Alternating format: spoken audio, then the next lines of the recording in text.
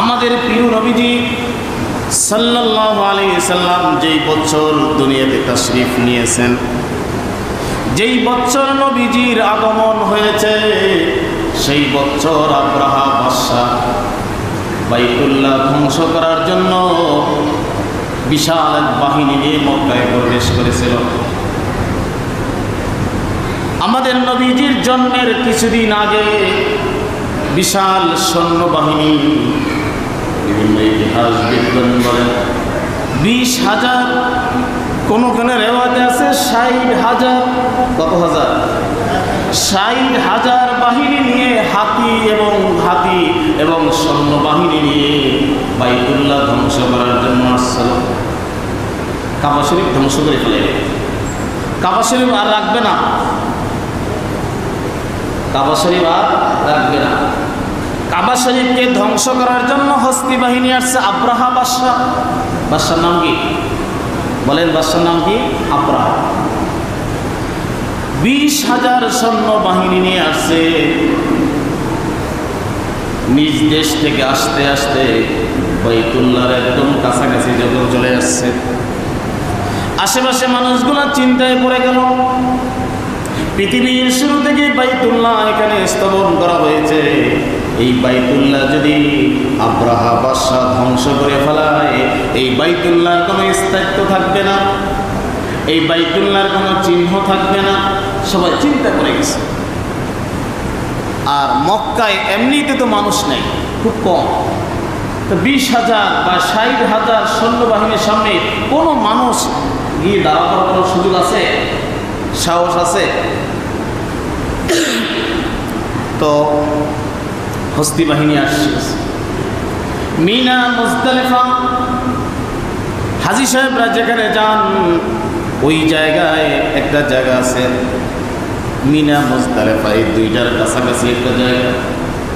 মক্কা থেকে 3-4 কিলোমিটার হবে, 3-4 কিলোমিটার ফারাকে বাহিনী চলে আসছে। শুধু বাহিনী আসেই নাই, বরং মক্কার ভিতরে যত ধনী মানুষগুলোর উটের পাল ছিল, বকরির পাল ছিল, গাভীর পাল ছিল, দুম্বা মেষের পাল ছিল, সেগুলোকে তারা দখল করে নিচ্ছে। এমনকি আব্দুল মুত্তালিব, এই আব্দুল মুত্তালিবের 200 দুম্বার একটি পাল আব্রাহা বাহিনীরা আয়ত্তে নিয়ে নিচ্ছে। আব্দুল মুত্তালিব ওই বাহিনীর সামনে গিয়ে দাঁড়িয়ে বলল, আপনারা কিসের জন্য আসছেন? আপনাদেরকে কে পাঠাইছে? আব্রাহা পাঠাইছে। কিসের জন্য আসছে? বলে যে আমরা আসছি এই বাইতুল্লাহকে, অর্থাৎ কাবা নামক ঘরটাকে ধ্বংস করার জন্য আসছি। আমরা 20,000 সৈন্যের সেনা কমান্ডার যিনি বলতেছে আমরা বাইতুল্লাহ ধ্বংস করার জন্য আসছি। আচ্ছা, ভালো কথা, বাইতুল্লাহ ধ্বংস করার জন্য আসছেন, তবে আমার এই দুম্বার পালটা কেন নিলেন? 200 দুম্বা আপনারা কেন নিলেন? বলে যে আপনার পরিচয়টা দেন। আব্দুল মুত্তালিব তিনি বললেন, আমার পরিচয় হচ্ছে, আমার নাম আব্দুল মুত্তালিব। এই যে খানায় কাবা দেখেন, এই খানায় কাবার মুতাল্লি আমি। খানায় কাবাকে আমি দেখাশোনা করি, খানায় কাবার চাবি কেটে আমার হাতে, এইগুলো সব কিছু আমার দায়িত্বে রয়েছে। সেনা প্রধান বলতেছে, বড় আশ্চর্যের বিষয়, বিশাল বাহিনী নিয়ে আব্রাহা আমাদেরকে পাঠাইছে এই কাবা ধ্বংস করার জন্য, কিন্তু আপনার কোনো মাথা ব্যথা নাই, কাবাকে রক্ষা করার জন্য কোনো টেনশন তো আপনার ভিতরে দেখছি না। আপনার মাত্র 200 দুম্বা আমরা নিয়েছি, এটার জন্য আপনি আমাদের কাছে চাইতেছেন, এইটার জন্য আপনি পেরেশান। আপনি কেমন দায়িত্বশীল যে 200 দুম্বা আমরা নিয়েছি, এটার জন্য আপনি আমাদের কাছে আবেদন করছেন দুম্বাগুলো আমাদেরকে ফিরিয়ে দেওয়া হোক, অথচ এই বাইতুল্লাহ কাবাকে ধ্বংস করার জন্য আসছি, এটাকে মাটির সাথে মিশিয়ে দেওয়া হবে, এই জন্য আসছি। আমাদের কাছে আপনি বাইতুল্লাহ রক্ষণাবেক্ষণের জন্য কোনো আবেদনই তো করলেন না। কথা বুঝতে পারছেন? আপনার চেহারার ভিতরে কোনো চিন্তার কোনো ছাপ আমরা দেখছি না। যে এত বড় ঘর আমরা ভেঙে ফেলবো, আর আপনি এটার প্রধান দায়িত্বে আছে, আপনার মধ্যে কোনো টেনশন তো নাই। সেদিন আব্দুল মুত্তালিব বলেছিল, দেখুন এই যে 200 দুম্বা আপনারা নিয়েছেন, এই 200 দুম্বা হচ্ছে আমার, এটার মালিক আমি, এই 200 দুম্বার মালিক আমি। আর যেই খানায় কাবা ধ্বংস করার জন্য আসছেন, এই খানায় কাবার তত্ত্ব এগুলো দেখাশোনার দায়িত্ব আমার, কিন্তু এটার মালিক আমি না। এই খানায় কাবার মালিক আমি না, এইখানায় কাবার মালিক হচ্ছে স্বয়ং আল্লাহ তাআলা। আমি জাস্ট একটু খেদমত করি, দেখাশোনা করি। এইখানে কাবা যদি ধ্বংস করে ফেলেন, এটার মালিক যিনি, তিনি এটাকে চাইলে রক্ষা করবে। এত বড় ঘরকে রক্ষা করার দায়িত্ব তো আমার নাই, বা আমার শক্তি নাই যে এই কাবার মালিক সে এটাকে রক্ষা করবে। কাজে এটা নিয়ে টেনশন করার কোনো কারণ আমার নাই। কথা কি বুঝতে পারছে? মক্কার একদম কাছে আরাফা, মিনা, মুজদালিফা যে জায়গাটা আছে, ওই জায়গার কাছেই চলে আসছে। ওখানে একটা বসার জায়গায় তারা ওখানে অবস্থান নিয়েছে, প্রস্তুতি নিচ্ছে যে খানায় কাবা ধ্বংস করে ফেলাইবে। কত হাজার সৈন্যবাহিনী? 60,000। সাথে সাথে হাতি রয়েছে, হাতি বলা হস্তি বাহিনী, মানে হাতির পাল নিয়ে আসছে। হাতির সাথে ওই কাবা শরীফের সাথে রশি লাগাইয়া হয়তো টান দিয়ে ভেঙে ফেলাইবে, এমন টেনশন মনে হয়, চিন্তা চেতনা হয়তো ছিল। যাই হোক, আল্লাহ তাআলা বলেন, ألم تر كيف فعل ربك بأصحاب الفيل ألم يجعل كيدهم في تضليل وأرسل عليهم طيرا أبابيل ترميهم بحجارة من سجيل فجعلهم كعصف مأكول। সূরাটা ব্যাখ্যা বিশ্লেষণ করতে গেলে অনেক সময় প্রয়োজন, সংক্ষেপে বলছি। ওই সময় আল্লাহ তাআলা ঝাঁকে ঝাঁকে পাখি পাঠাই দিলেন, ছোট ছোট পাখি।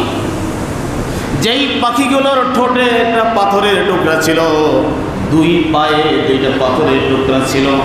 একটা পাখি 3টা পাথর বহন করেছে। ছোট্ট ছোট্ট পাখিতে ছোট্ট ছোট্ট পাথরের কঙ্কার বহন করেছে। আর ওই পাথরগুলো ওই সমস্ত 20,000 হস্তি বাহিনীর প্রত্যেকের মাথার উপরে আল্লাহ তাআলা ফালানোর ব্যবস্থা করেছে। আল্লাহ তাআলা বলেন, আপনি কি দেখেন না তাদেরকে কিভাবে দমন করেছে? হস্তি বাহিনীকে ছোট্ট ছোট হাতি ধ্বংস করেছে, সৈন্য বাহিনী, সেনাবাহিনী, সেনা প্রধান এগুলোকে ধ্বংস করেছে ছোট্ট একটা পাখির মাধ্যমে। ওয়ারসালা আলাইহিম তায়রান আবাবিল। আমরা বলি আবাবিল পাখি না, আবাবিল পাখি না, আবাবিল মানে ঝাঁকে ঝাঁকে পাখি। কবুতরের চাইতে একটু ছোট, চড়াইয়ের চাইতে একটু বড়, এমন একটা পাখি। শতে শতে হাজার হাজার পাখি আল্লাহ তাআলা পাঠাই দিয়েছে, প্রত্যেকের মুখে 2 পায়ে পাথর। পাথরের বর্ষণ হয়ে গেছে।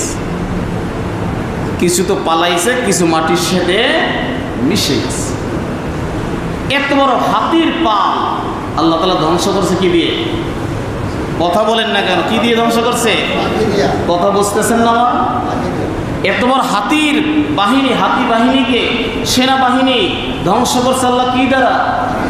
পাখির দ্বারা। পাখির দ্বারা, পাখির মুখে ছোট্ট একটা পাথর দিয়ে। ওরা যতবার দুঃসাহস দেখাইছে কাবা ধ্বংস করে ফেলাইবে। বিশাল দুঃসাহস না এটা? কথা বলে না কেন? বিশাল একটা দুঃসাহসের কথা না যে কাবা ধ্বংস করে ফেলাইবে? বাবা বাইতুল্লাহ ধ্বংস কতবার দুঃসাহস দেখাইছে। এই দুঃসাহসকারীদেরকে আল্লাহ তাআলা অন্য এক বাহিনী দিয়ে ধ্বংস করেন নাই, ওদের অপমান করে লাঞ্ছনা গঞ্জনা দিয়ে আল্লাহ তাআলা ছোট ছোট পাখি দ্বারা ধ্বংস করেছেন, যাতে করে ওদের লাঞ্ছনা গঞ্জনা আরো বেশি বেড়ে যায়। যে ওরা কাবা শরীফ ধ্বংস করবে, অথচ ছোট ছোট পাখির সাথে ওরা লড়াই করতে পারে না। এটা কি এই যে হস্তি বাহিনীকে আল্লাহ তাআলা পাথরের মাধ্যমে ধ্বংস করেছেন, ছোট ছোট ঝাঁকে ঝাঁকে পাখি দ্বারা ধ্বংস করেছেন, এটা কি সত্য কথা না মিথ্যা কথা বলেন দেখি? ইতিহাস সত্য, কোরআন সত্য। এখনো যদি এটাকে বিশ্বাস না করেন, আপনার বিশ্বাস নিয়ে আপনি দুনিয়াতে পড়ে থাকেন, মৃত্যুর পরে দেখেন কি অবস্থাটা হয়। এরপরে দীর্ঘ 18 বছরের দুঃশাসন আমরা দেখেছি না? এখানে যারা আছে বিভিন্ন দলের থাকতে পারে, কিন্তু আপনাকে ইমান সে আমি সত্য কথা বলি, 99% মানুষ এদেশে জেনেছিল, বুঝেছিল যে এই 18 বছরে যারা ক্ষমতায় আছে এরা ক্ষমতাকে পাকাপোক্ত করার জন্য আলেম ওলামাকে এমনভাবে দমন নিপীড়ন নির্যাতন চালাচ্ছে, বাংলাদেশ থেকে মনে হয় না এই ফ্যাসিবাদের নেত্রী যতদিন বেঁচে থাকবে ততদিন মনে হয় তার হাত থেকে কেউ ক্ষমতা নিতে পারবে না। কি বিশ্বাস ছিল কিনা বলেন দেখি? প্রত্যেকটা মানুষ বিশ্বাস ছিল কিনা বলেন দেখি? কোনো একটা মানুষ কথা বলতে পারছে তার বিরুদ্ধে? কথা বলেন, বিরুদ্ধে কথা বলতে পারছে? কোন একটা মানুষ তো দূরের কথা, কোন একটা প্রাণী পর্যন্ত আর শব্দ করতে পারে নাই। কতটা ক্ষমতা ছিল! যেই মানুষগুলো দুনিয়া থেকে মরে গেলে ফামা বাকাত আলাইহিস সামাউ ওয়াল আরদ, আসমান কাঁদে, জমিন কাঁদে যেই মানুষগুলোর মৃত্যুতে। একজন হক্কানি আলেমের মৃত্যুতে আসমান কাঁদে, জমিন কাঁদে, গাছপাতা তরুলতা সব কিছু কাঁদে। এমন আলেমদের কোমরে রশি ছিল কিনা বলেন দেখি? কতটা দুঃসাহস দেখাইছে, চিন্তা করছেন?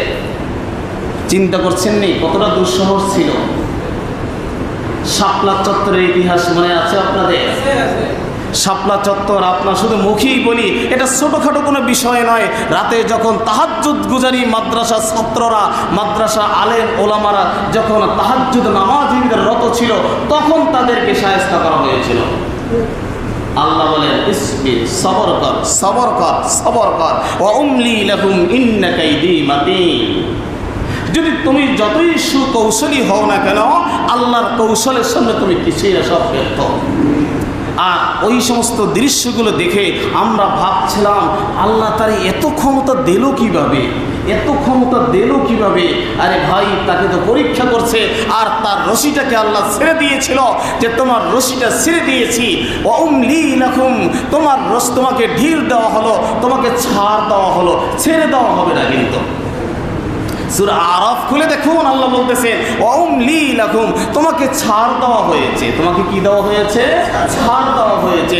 ইন্না কাইদি মাতিন, আল্লাহর কৌশলের সামনে তুমি কিন্তু ছাড়া পাবে না, তুমি ছাড়া পাবে না। কিন্তু আল্লাহর কৌশল তোমার চেয়ে অনেক ঊর্ধ্বে। আল্লাহ তোমাকে সৃষ্টি করেছে। দুনিয়ায় বাংলাদেশের মানুষ একজন মানুষ মনে হয় না ভেবেছিল ইনি যতদিন বেঁচে থাকবে ততদিন তার হাত থেকে কেউ ক্ষমতা নিতে পারবে। ক্ষমতা তো নিচের নিচে, ক্ষমতা নিচে কার? সৈন্যবাহিনীর নিচে, আমেরিকান বাহিনীর নিচে, নেটো বাহিনী নিচে, আওয়ামী বিএনপির লোকেরা নিচে, জামাতের লোকেরা নিচে। কথা বলেন না কেন?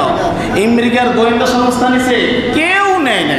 সবাই আমরা ভেবেছি আমেরিকা তার পক্ষে আছে এই জন্য, ভারত তার পক্ষে আছে এই জন্য এত কিছু করতেছে। আরে ভাই, এগুলো কিচ্ছু না। তার হাত থেকে লাঞ্ছিত অপমানিত অবস্থা তাকে বিদায় করে দেওয়া হয়েছে। কারা দিয়েছে? ছোট্ট ছোট্ট শিশুরা দিয়েছে, ছাত্র জনতা দিয়েছে, রক্ত দিয়েছে যে রক্ত দেব। এর আগে এক আন্দোলন হয়েছিল ড্রাইভিং লাইসেন্স দেখার জন্য, মনে আছে আপনাদের? হ্যাঁ, ছাত্র জনতার এক আন্দোলন হয়েছিল। হ্যাঁ, এদেশের বহু এমপি, মন্ত্রী, মিনিস্টার ছাত্রদের হাতে, ক্লাস 5-এর ছাত্রদের হাতে ধরা খেয়ে গেছে। লাইসেন্স নেই, গাড়ির ফিটনেস নেই, গাড়ির কাগজপাতি নেই। কি কথা ঠিক কিনা বলেন দেখি?